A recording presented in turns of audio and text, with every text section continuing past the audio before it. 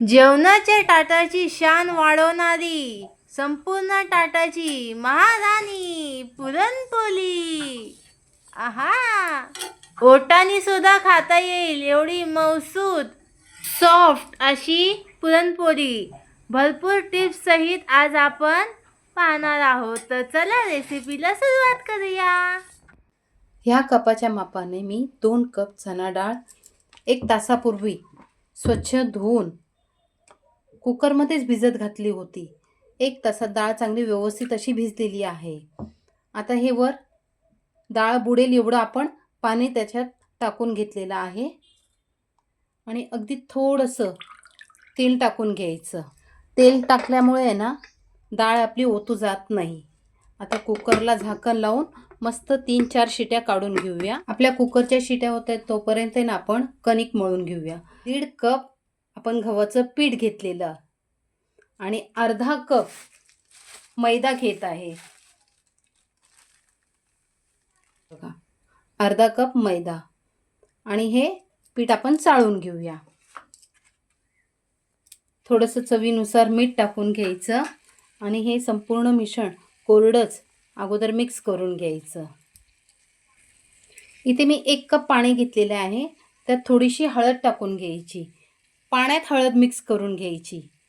जर आपण पिठात जर मिक्स केली ना तर कुठे पिवळी कुठं पांढरी अशी राहते, म्हणून पाण्यात मिक्स करून घ्यायची. आणि ह्या पाण्याने आपण आता पीठ मळून घेऊया.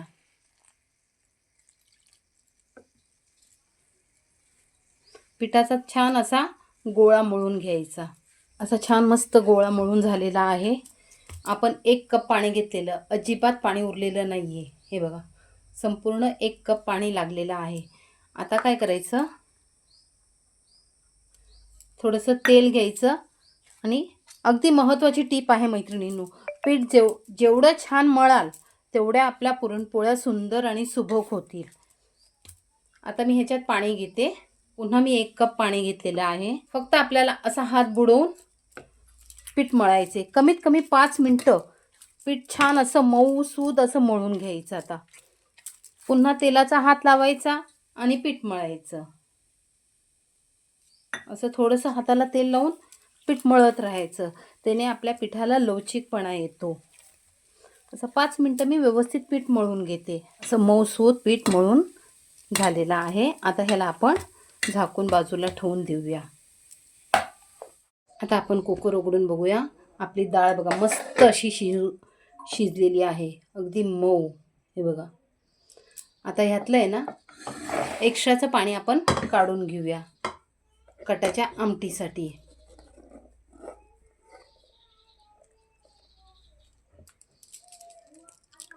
हे बघा, एवढं असं पाणी निघालेलं आहे. हे बघा, डाळ आपण निथळून घेतलेली आहे आणि येळवणी एवढी निघालेली आहे. आता ही डाळ आपण एका टोपामध्ये शिफ्ट करून घेऊया मस्तपैकी. आता हा टोप आपण गॅसवर ठेवून घेऊया. यामध्ये ना 1 चमचा, अगदी बारीक चमचा साजूक तूप टाकून घ्यायचं, जेणेकरून आपलं पुरण खूप सुवासिक असं खायला लागतं. पसरट भांडं घेतलं ना तर हलवायला आपल्याला सोयीस्कर जातं. व्यवस्थित त्याला हलवून घ्यायचं. 2 कप हरभऱ्याची डाळ घेतलेली, समप्रमाणात गूळ किंवा साखर घ्यायची आणि हे मिश्रण आता आपण व्यवस्थित हलवून घ्यायचं. हे बघा, असं ओढायला लागलं, गूळ आपला व्यवस्थित वितळला आहे आणि पुरण शिजायला सुरुवात झालेली आहे.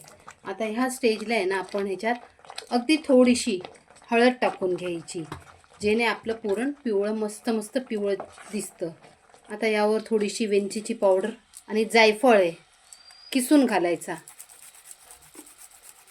गूळ म्हटलं की त्यात जायफळ हे आलंच. असं ताजं किसून टाकलं ना तर पुरणाला स्वाद खूप छान येतो.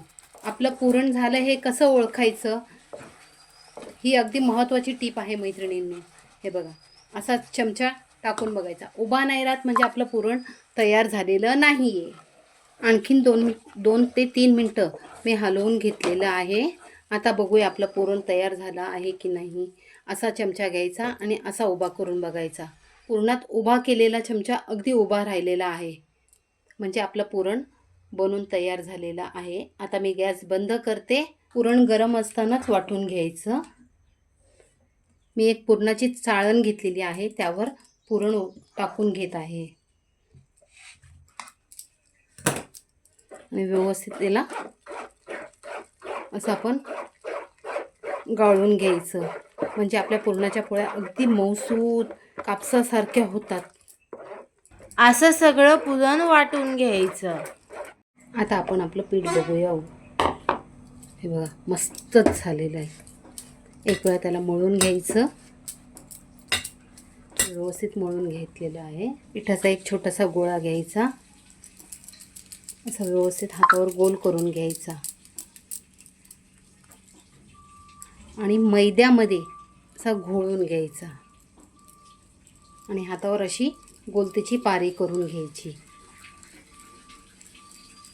हे बघा अशा पद्धतीने पारी करून घ्यायची आणि आपण बनवून घेतलेलं सारण त्यामध्ये असं आतमध्ये ढकलत हाताने वर करत करत आतमध्ये ढकलत जायचं. असं सर्व बाजूनी व्यवस्थित त्याला बंद करून घ्यायचं आणि ही बाजू इथेच बंद करायची अशी आणि पिठात घोळून घ्यायचं. अधिकचं पीठ काढून टाकायचं असं आणि पोलपाटावर सगळीकडं सारण पसरवून घ्यायचं असं व्यवस्थित.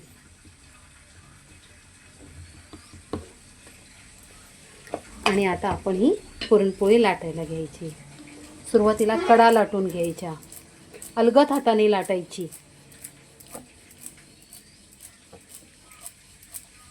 हे बघा अशी मस्तपैकी पातळ पुरणपोळी लाटून घ्यायची. कुठलीच कडा फाटलेली नाही आहे किंवा कुठूनही सारण बाहेर आलेलं नाही आहे. अगदी पातळ आपल्याला हवी तेवढी आपण पातळ पुरणपोळी लाटून घ्यायची. पुरणपोळी जास्त उलटपालट करायची नाही.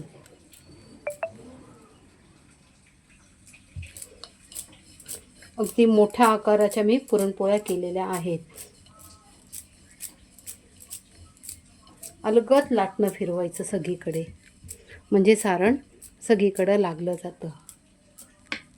हे बघा किती पातळ केलेली आहे.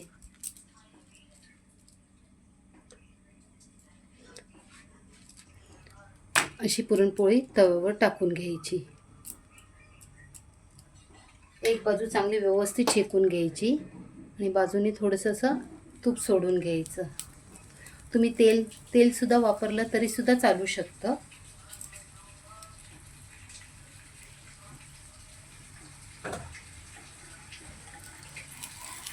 आता ही पलटी मारून घ्यायची. मम्मा काय टमटमीत फुगली आहे ग पुरणपोळी. अशाच प्रकारे मम्मीने सर्व पुरणपोळ्या करून घेतलेल्या आहेत. तुम्हाला जर आजचा हा व्हिडिओ आवडला असेल तर लाईक करा, शेअर करा आणि आमच्या चॅनलला सबस्क्राईब करा. भेटूया पुन्हा नेक्स्ट व्हिडिओमध्ये. Bye bye.